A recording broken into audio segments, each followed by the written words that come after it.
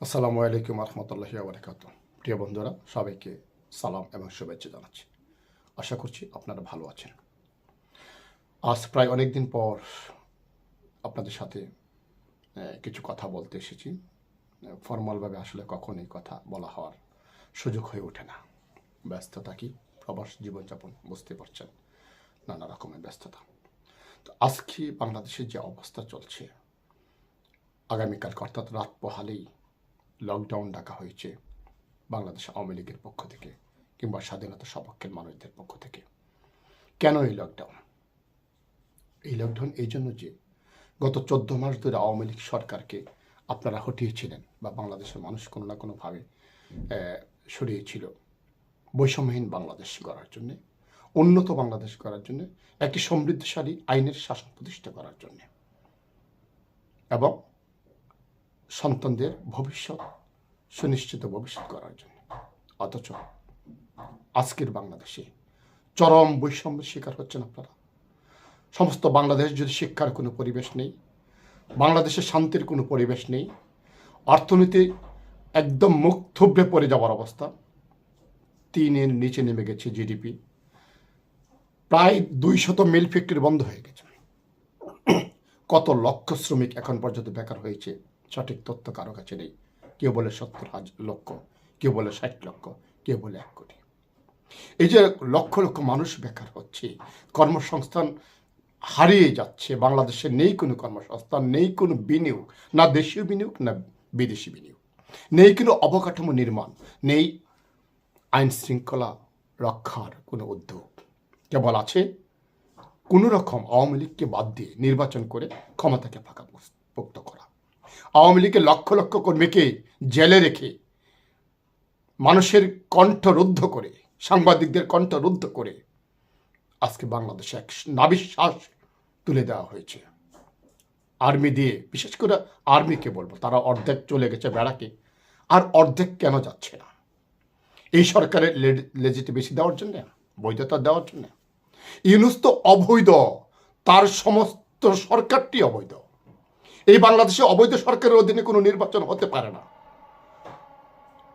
আমরা আমাদের নেতাকর্মীদের প্রতি অনুরোধ করব, দেশের মানুষের প্রতি অনুরোধ করব, আজকে এই মুনাফিকদের হাত থেকে রক্ষা পাওয়ার জন্য, আজকে বাংলাদেশের মানুষের কণ্ঠকে মুক্ত করার জন্য, তাদের অধিকার ফিরিয়ে আনার জন্য আপনারা মাঠে নামুন। 13 তারিখ অর্থাৎ আগামীকালকে লকডাউন সফল করুন।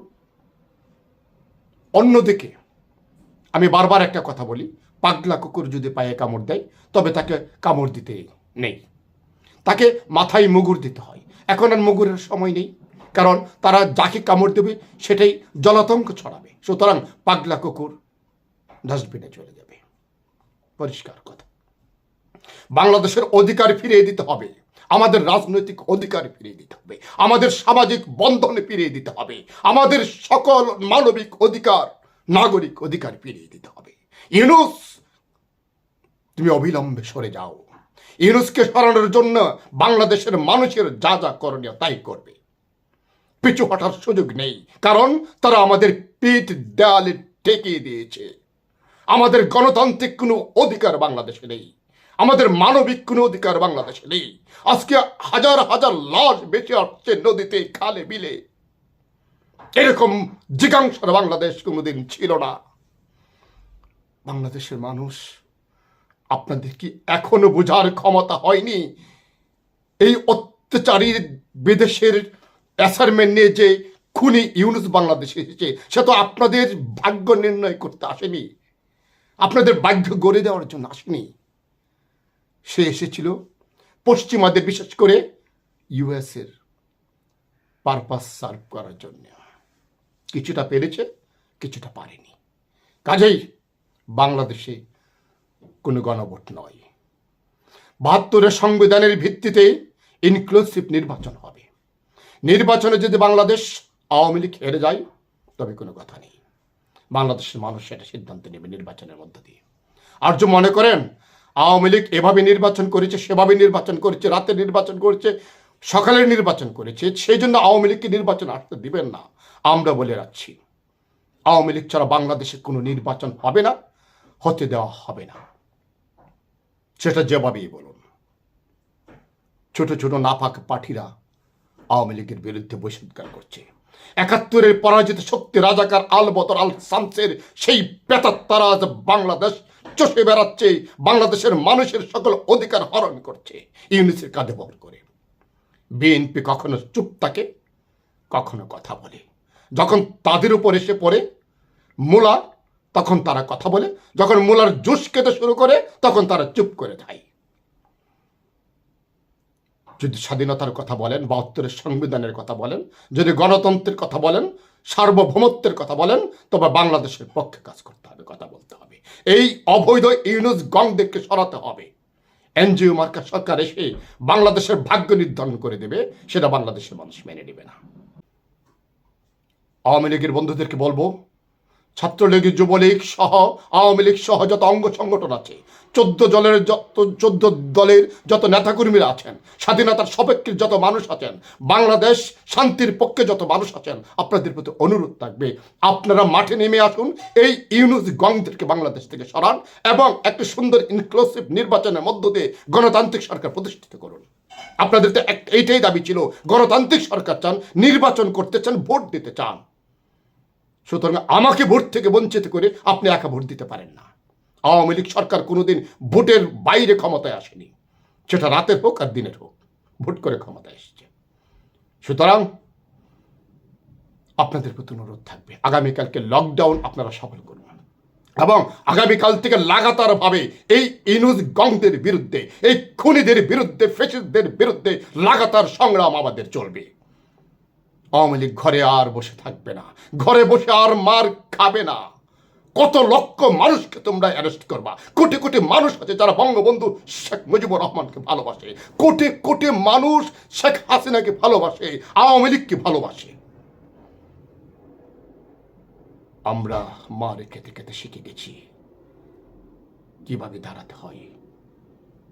আওয়ামী লীগ আজকের আওয়ামী লীগ না, সংগ্রামের মধ্য দিয়ে ৭১-এর স্বাধীনতার সংগ্রামের ভিতর দিয়ে আওয়ামী লীগ গড়ে উঠেছিল। ইতিহাসের দিকে যেতে চাই না, আপনাদের প্রতি অনুরোধ থাকবে, লকডাউন সফল করুন যে কোনো মূল্যে।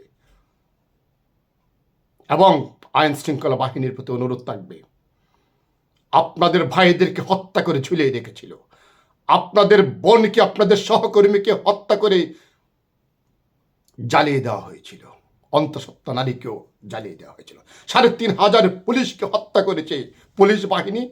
আপনারা বুঝে শুনে কাজ করবেন, পদক্ষেপ নেবেন। বাংলাদেশ আর্মি, তোমরা বাংলাদেশের মানুষের টাকায়, ট্যাক্সের টাকায় চলো। তোমাদেরকেও অনুরোধ করব, বুঝে শুনে কাজ করবে। তোমরা বাংলাদেশের মানুষের সার্ভেন্ট, বাংলাদেশকে রক্ষা করতে এসেছ। বাংলাদেশের স্বাধীনতা, সার্বভৌমত্ব রক্ষা করা তোমাদের দায়িত্ব, বাংলাদেশের অভ্যন্তরীণ গণতন্ত্রকে হত্যা করার তোমাদের দায়িত্ব না। অথচ তোমরা সেটা করেছ, বারবার এবার করেছ। অনুরোধ থাকবে তোমাদের প্রতি, তোমরা আর বাড়াবাড়ি করো না। বাংলাদেশকে আর এই ভয়াবহ বিচ্ছিন্নতার দিকে নিও না। বাংলাদেশের সমাজ ইতিমধ্যেই জর্জরিত হয়ে গেছে, খণ্ড বিখণ্ড হয়ে গেছে। একে আর খণ্ড বিখণ্ডের দিকে নিও না।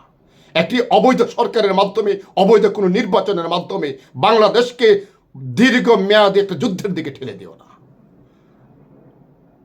আমরা শান্তি চাই, শান্তির পক্ষে কথা বলব। তোমরা প্রথম দিন থেকে যে দায়িত্ব নিয়েছিল, সে দায়িত্ব পালন করনি। এখনো আশা করব বাংলাদেশ সেনাবাহিনী, তোমাদেরকে দেশপ্রেমিক বলা হয়, সত্যবাদী বলা হয়, বিশ্বাস করতে কষ্ট হয় যে তোমরা দেশপ্রেমিক। আমাদেরকে সে বিশ্বাসটা ফিরিয়ে দাও। তোমরা দেশপ্রেমের নমুনা দেখাও।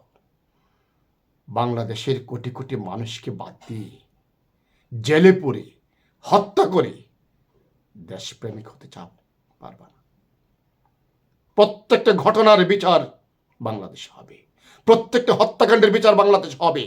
স্নাইপার রাইফেল দিকে হত্যা করেছে কারা, তাদের বিচারও বাংলাদেশ হবে। জেল থেকে পালিয়ে গেছে যারা অস্ত্র নিয়ে, তাদের বিচার হবে। যারা অস্ত্র লুণ্ঠন করেছে তাদের বিচার হবে। যারা আজকে কোটি কোটি টাকা লুণ্ঠন করে বিদেশে পাচার করছো, তাদের বিচার হবে। যারা আজকে অন্যায় অবৈধভাবে আওয়ামী লীগকে সরিয়ে দিয়ে নির্বাচনকে জনতাভাবে ক্ষমতায় আসতে চাচ্ছ, তোমাদের বিচার হবে। বাংলাদেশের মানুষ আপনাদের প্রতি অনুরোধ করছি, এই বাংলাদেশকে যদি ঠিক রাখতে চান তবে এই ইংলিশ গংদেরকে সরান। ভালো থাকবেন সবাই। জয় বাংলা।